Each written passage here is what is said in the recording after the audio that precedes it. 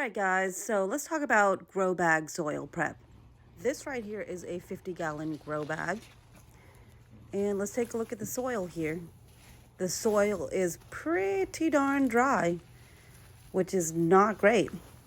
And the bag is not full as well, so we have to add more soil in. Anywho, let's go ahead and take a look at what I need to add in this grow bag before I start planting for the winter. So to mix with my existing soil, I like to add worm casting. This is the Worm Gold Plus. It comes in two different sizes. This big bag is $24.99, and this small bag right here is $9.99, and you can find this at Summer Winds. And the main ingredients to mix with my existing soil is the Kellogg's Raised Bed Mix. You can find this at pretty much any store. This is $7.99 at Lowe's. It's $1 cheaper than Home Depot at the moment. And as you can see here, this is made for fruits and vegetable. It's human and pet safe. What else do we need? Face masks to cover our nose and mouth from inhaling in the garden soil that we're about to mix. Gloves, a hand rake, and a pair of scissors. Check this out. This is what I would be inhaling without this mask. Always wear a mask when you're mixing soil. I'm just going to loosen the soil that's on the top the first couple of inches.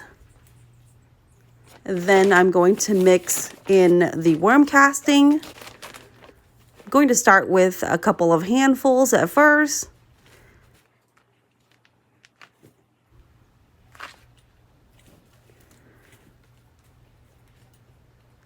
And if I feel like I need some more, I'm going to go ahead and add some more worm casting. Raised bed mix.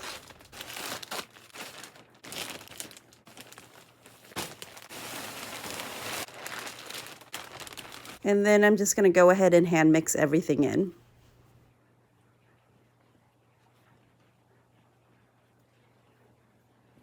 Add more worm castings.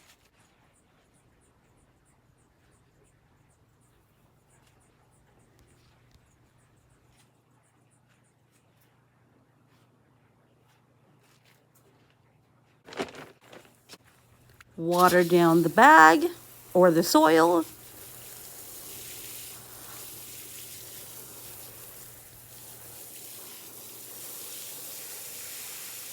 I like to water down the soil in the bag because I want to make sure that I will have enough soil in the bag, and you can't really tell if the soil is dry.